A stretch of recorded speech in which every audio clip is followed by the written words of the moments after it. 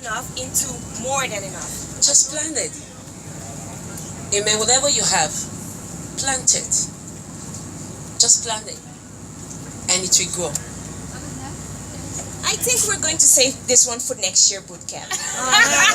Okay? So our second question is for Apostle Paulette. And I think this is a very good testimony that Apostle Paulette, she has raised prophets like Samuel, and her children are in the ministry. So Apostle Paulette, please answer this question for us is, how do you raise godly seed?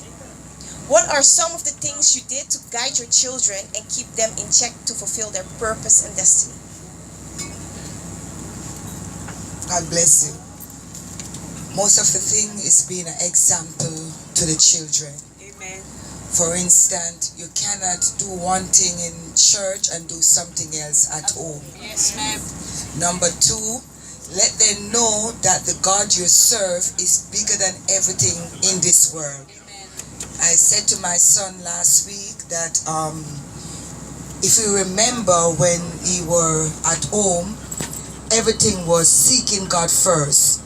That's mean all my kids went to university, all of them were brought up in the ministry, and today when I see the parents today, they are saying, oh, the children cannot come to church because they have to study. I want you to understand, all my children go to church nearly 5 times a week or 4 times. Bible study, prayer meeting, Sunday, sometimes we have 2 services, and they all go with exam doing. Because they have to know how to put God first. Amen. The Bible said put Him first. And when you put Him first, everything that you need will add on to you. So I've learned, and first of all, you have to spend time, you know. I used to knock on their doors, come, me and my husband, and we go downstairs every morning and pray. After 18 years old, we stop. You have to do it on your own. So it was a challenging, because then I go downstairs and I have to wait to see who will come downstairs. Yeah. Because they are used for you knocking on the door, come. So you teach them in a way like how the eagle do with their children, and after a while you have to find out for yourself, you know, to let them decide who they really want to serve. If I said 10 o'clock, then I will wait for 10 o'clock. 10 o'clock I close the door. That's mean after 10 o'clock I will know what time they come in. And then after that, then I could apply it to my children.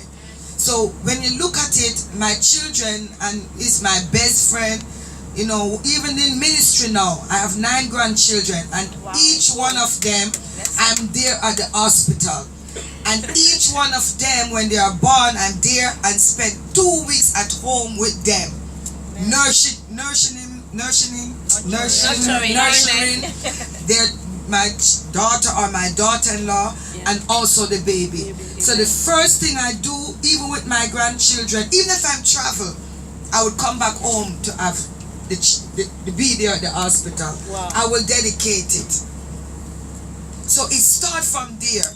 Every end of the year, all my children, grandchildren, brother-in-law, son-in-law, daughter-in-law, we rent somewhere and we spend the whole end of the year together. Could be